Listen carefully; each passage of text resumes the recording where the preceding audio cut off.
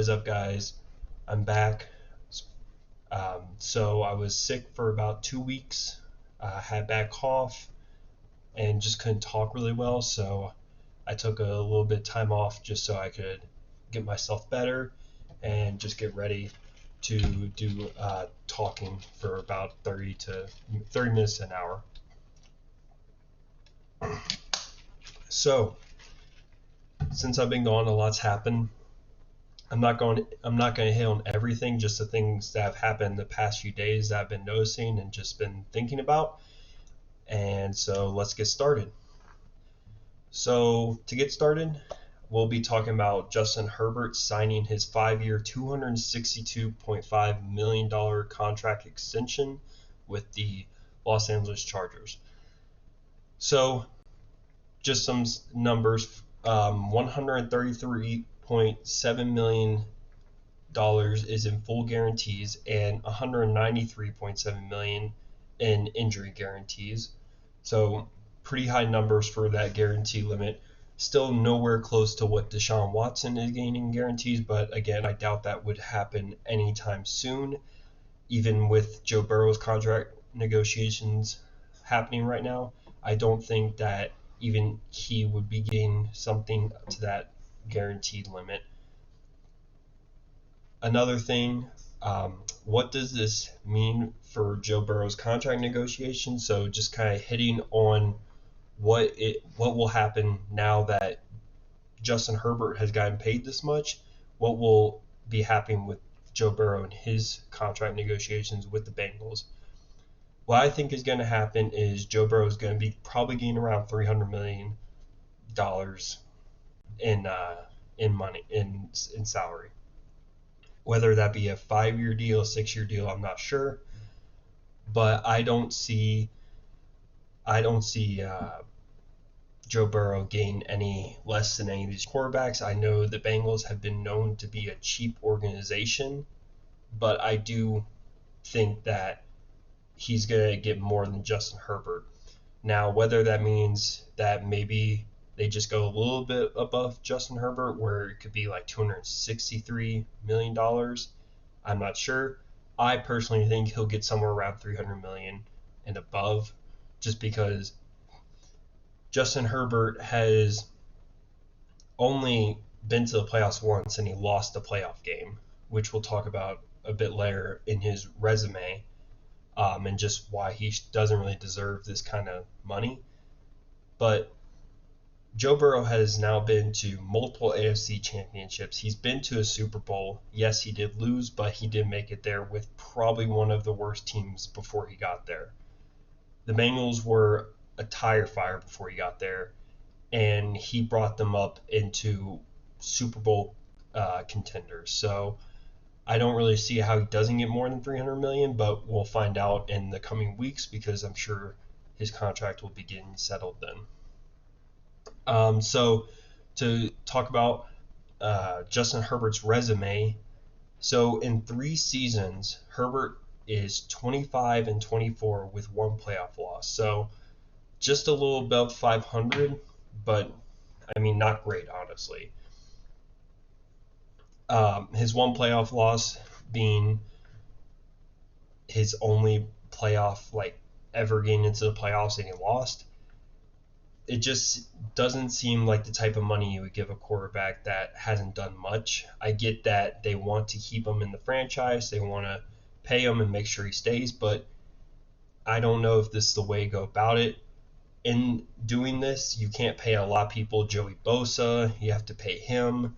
You have Khalil Mack on there who has a lot of money. J.C. Jackson, you're still paying even though he's not playing for you anymore. You're probably going to have to pay Austin Eckler to make him happy now that this whole running back fiasco is currently going on, and deservedly Austin Eckler does deserve that money, but now it's looking like he probably won't get it due to Justin Herbert's contract. It's the Chargers telling Austin Eckler, hey, we believe in our quarterback more than we need you, and I think Austin Eckler is going to look at that and say, well, then I'll go work for somebody else. Now, will he probably find better suitor that's going to give him more money, that the money he wants? No, I doubt it.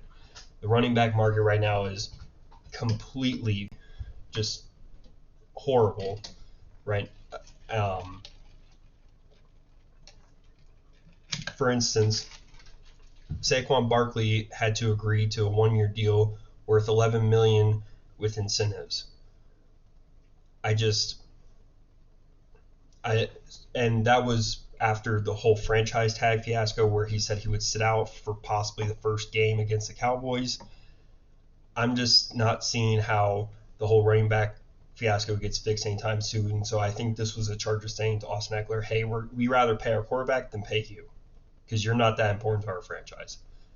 That being said, Austin Eckler has done a lot for the franchise, but to be fair, Justin Herbert's numbers are better when Austin Eckler is off the field rather than on the field. So, yeah, I think this was just more of a we rather pay the quarterback here. We know he's going to be our franchise guy.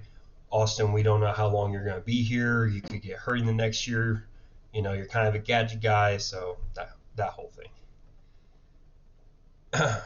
Another thing with Justin Herbert's contract is right now, if Denver is good this year, which I'm betting on that they will be, they'll probably be second division. That's my guess. I was based off my preseason standings. I do think that the Denver could be second division under Kansas City and make it to the playoffs. So where does that leave the Chargers? That probably leaves them the third best team because I don't think they're definitely not as bad as the Raiders. The Raiders are trash fire over there with Jimmy Garoppolo. But I don't see them being the second best team. I think if Denver is good, they're going to be the third best team. And so what does that mean for the Chargers? They're not going to make the playoffs with a $262 million quarterback? Yeah, that makes sense. So I don't think it's a good thing, but they are obviously wanting to keep their quarterback and tie themselves down to it. Another thing about his contract that I found funny was he had no trade clause in there. I'm not sure that the Chargers are even planning on trading him in the first place. So, but he has it in there. So in case maybe he doesn't want to go to a certain team, that's his plan, is just making sure that he can say which team he wants to go to. Next up, we got Trayvon Diggs, cornerback for the Dallas Cowboys, signs a 5-year, $97 million extension. So he is guaranteed $42.3 million in this contract. And this is kind of Dallas's way of keeping their homegrown talent. Obviously, they did draft Trayvon Diggs. And so, like most things in Dallas, they want to keep it there. Jerry Jones is very particular in who he keeps, and that usually means the players he drafts, he keeps. The only exception is being Ezekiel Elliott because he knew at that point it just wasn't working out. So, with Dak's contract in this combined, Dak's contract and this contract combined will make it harder for Dallas to find or get good players. So Dak's contract is already taking a lot of Dallas' salary cap. So adding this on with Trayvon Diggs, I don't see how that really will work out. You never want to pay a cornerback big money. Another thing is they still have to pay CeeDee Lamb, and I'm sure he's going to want top receiver money.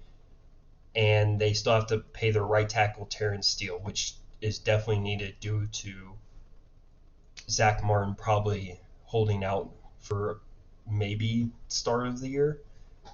So we'll kind of see how this plays out, but I just don't think right now, before the Trayvon Diggs contract, they had $21 million in salary cap, so I don't see how they're going to pay everybody. I don't think Dallas is doing the Super Bowl kind of way of doing it, and I don't know if that's a good idea. So yeah, I just don't see how they would be able to pay everybody and keep this whole Super Bowl hope alive, or even making the NFC Championship at this point. Next up, we have Brock Purdy is cleared and ready to go. This coming from John Lynch and Kyle Shanahan, saying that everything looked good and that he will start practicing. Hopefully, he'll be able to participate in practice starting today, but it will most likely he'll be starting tomorrow just to let him kind of get warmed up and get ready for tomorrow.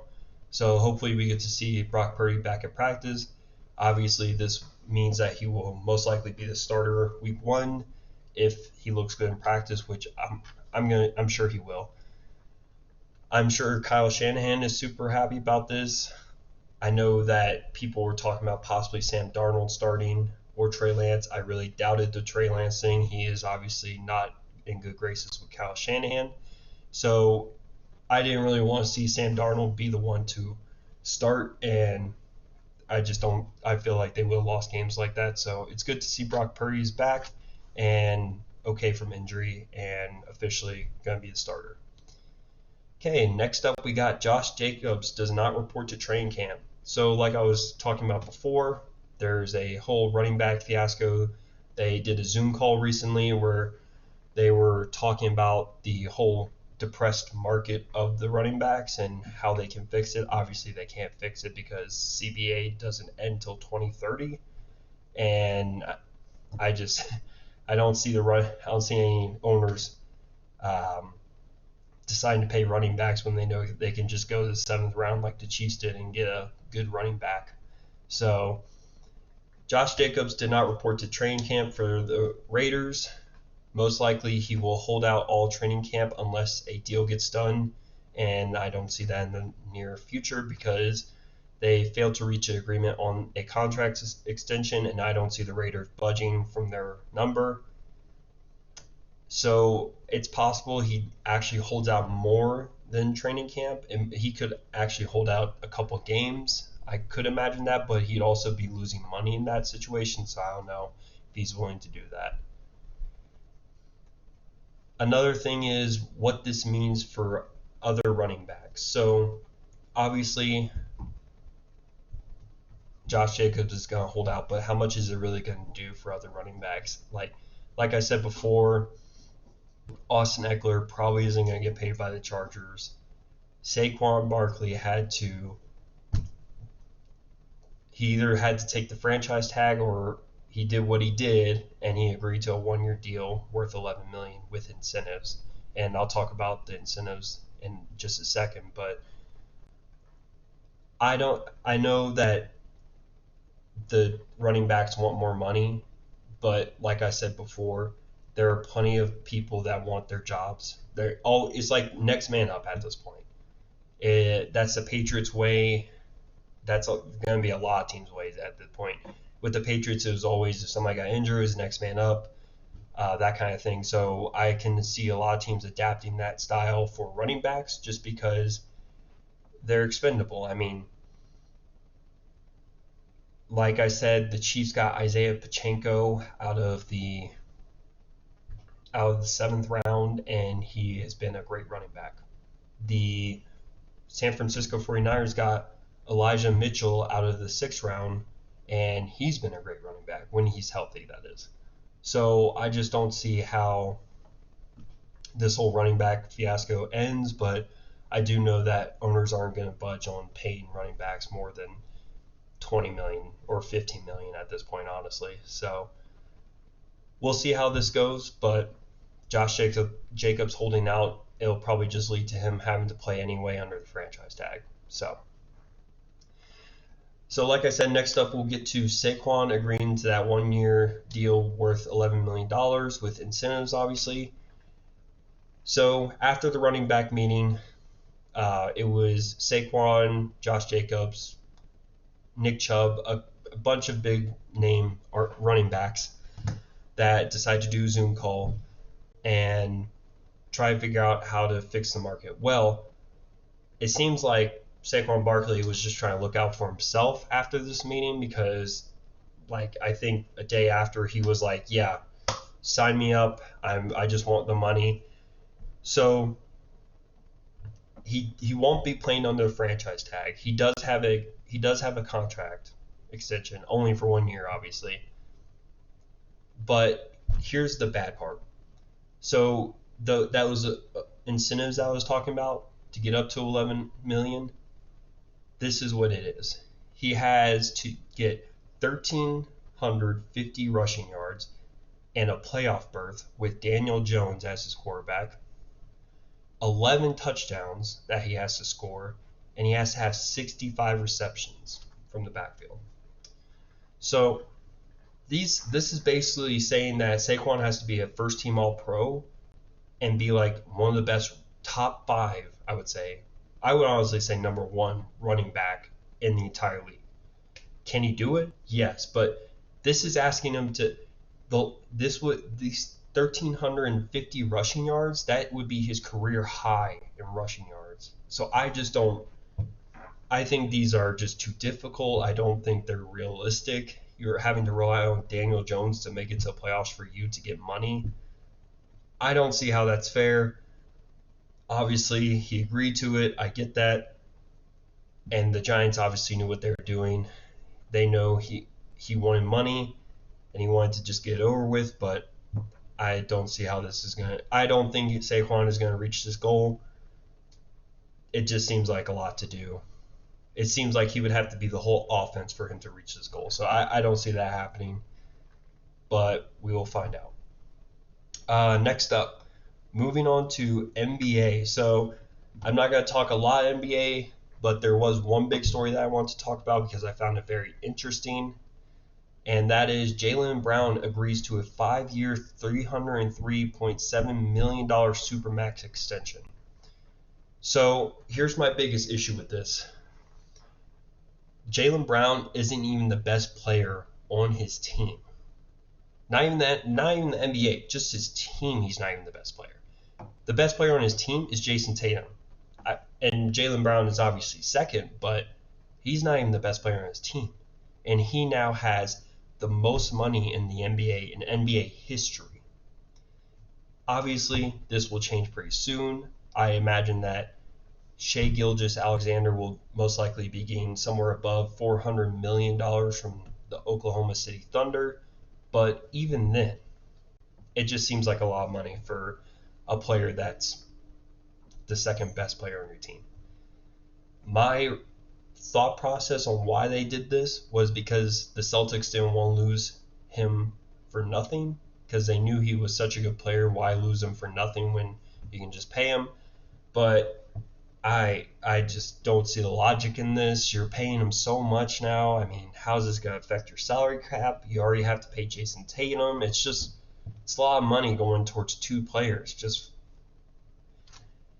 I get not losing him. I get you don't want to lose him for nothing, but I also don't understand why you're going to pay him like he's the best player in the league. So last year, Jaylen Brown made second team All-NBA. So he didn't even make first team All-NBA, which I found even more interesting that he got this kind of money. So it just seemed like the Celtics needed to keep him. Who knows, maybe next year he'll be in trade talks again like he's been for the past few years. But for now, he's a Celtic, and he has the most money in NBA history, which will probably change soon. So that's basically everything that I've seen in the last few days. Again, sorry I haven't posted any of these podcasts in about 2 weeks. Again, just try to get my throat better. That way I could talk for a long period of time without having to worry about coughing and just not being able to talk as much. But I will say that I'm ready for the football season. It'll be super fun. Obviously, I'll be playing in my fantasy league, and hopefully I can win the championship like I did last year. We'll see.